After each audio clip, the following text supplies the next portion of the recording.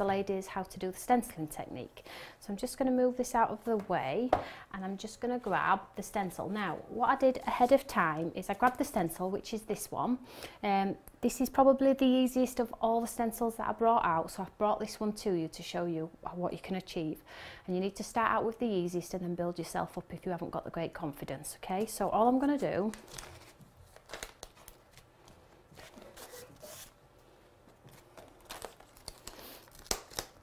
I've just got some white cardstock here. I'm just going to sit it on top of my Eureka, like so. I don't tape my stencils down because honestly, if my stencil moves, I'm not overly concerned about it because watercolouring is naturally loose. Okay, so I'm just going to pop this over the corner of this card here, like so. And I'm just going to get a dabber, and we will go with, let's just go with green, because we've got green on my table. So I'm just going to quickly stencil through this because this is the easy part, and I'm sure you can all do this at home. So just get the green, and I'm just going to stencil through this part of the stencil here onto the right hand side of the cardstock. So you can either daub, drag, sponge, whatever you want to do, whatever suits you. There is no right and wrong way. Please don't ever think you should be like anybody else. You know, do what you do and do it, you know, with love, care, attention. You know, don't try and be like other people. So I'm just sponging it through for speed, because this is really not the element of the stencil that people have been struggling with. This is your generic stencil stuff. So I'm just going to stencil through. Now if you wanted to be a little bit creative, you could go in with a darker ink pad in the corners of the leaves just to create a little bit of light and shade, but that comes in time, you know, practice. And at the end of the day, like I said earlier, this is just a little bit of cardstock. You know, you can't hurt anything, you're not hurting anyone by sitting and playing. If it ends up in the bin, you know, it's not the end of the world.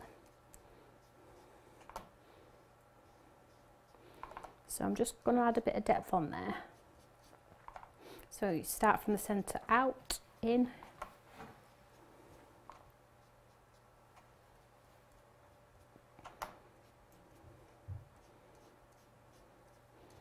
Like so. So we'll just move this out of the way and you'll be able to see, oops,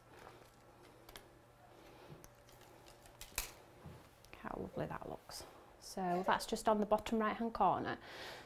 So this is a leaf element of it. So what I'm going to do now is I'm going to go show you how to go in with the detail with the pen. Okay, so just move the stencil out of the way.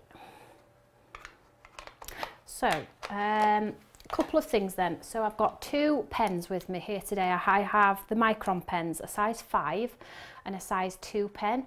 So what I would suggest is get a pen, try the thickness. If you like the thickness, stick with it.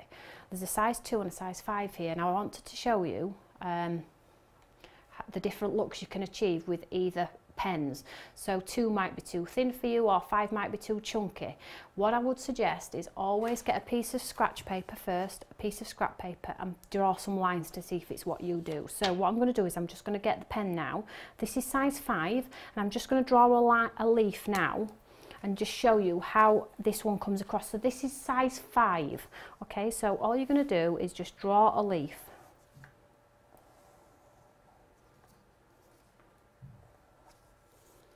Now that's a size 5. Now I'll do the same in a size 2.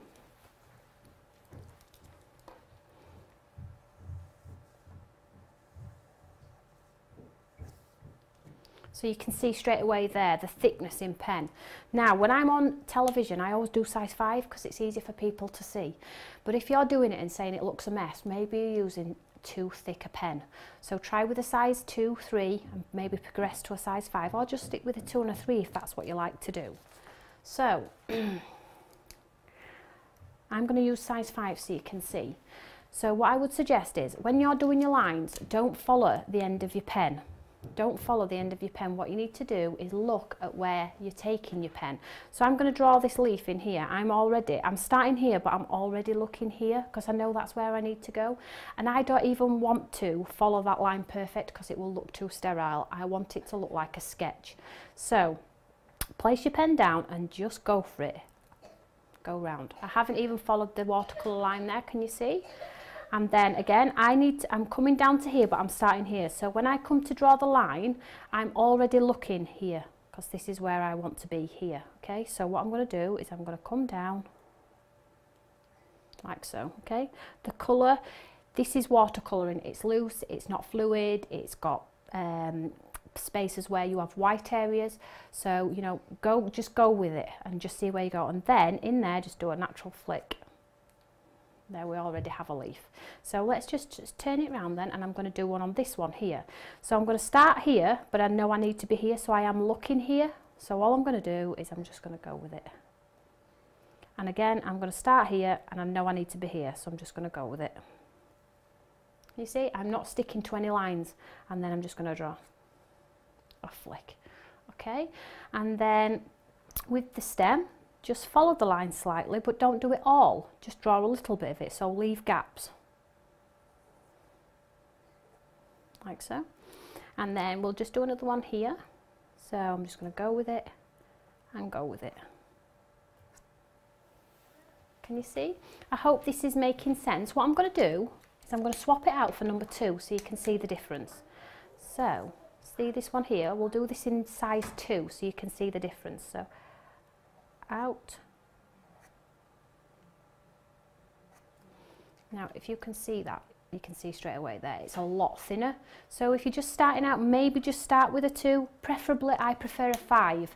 I think it's more prominent, it stands out better, but I do like the 5s. So I'm just going to do this last one here just to show you one more time. So I'm starting here, but I'm looking here. So I'm going to do a wonky one on this one. I'm not going to do a straight one, so I'm going to do a wonky. Can you see? Because not all leaves are straight, and then I might follow that line, and then you've got like a different shaped leaf on there. If you want to be creative, you can do a turned corner. So it looks like the leaf's got a turn on it, okay? So it's just really as simple as that. So then what you could do is just do that across the corner, and just while I've got my Eureka in position, I'm just going to stamp a sentiment at the side of it and show you how effective this can be. So we'll use one of the different sentiments, and what I'm going to do is I'm going to use the stamp, and I'm going to stamp straight through the image. So, you know, be creative with it. Don't think now that you've got the stamp you need to find a space. It's like that you don't have to find a space. I'm going to stamp this straight through here, look, through this little bit here where I haven't used a pen. And this will show you how you get some great looking cards that look really arty. You know, like I said before, try not to be like everybody else. This is a brand new one, so I'll just move that closer. And then with a black ink pad,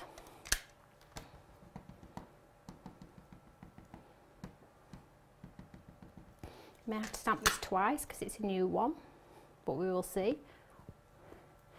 So begin each day with a new discovery, and you will never grow old. You will just grow. I'll do it one more time.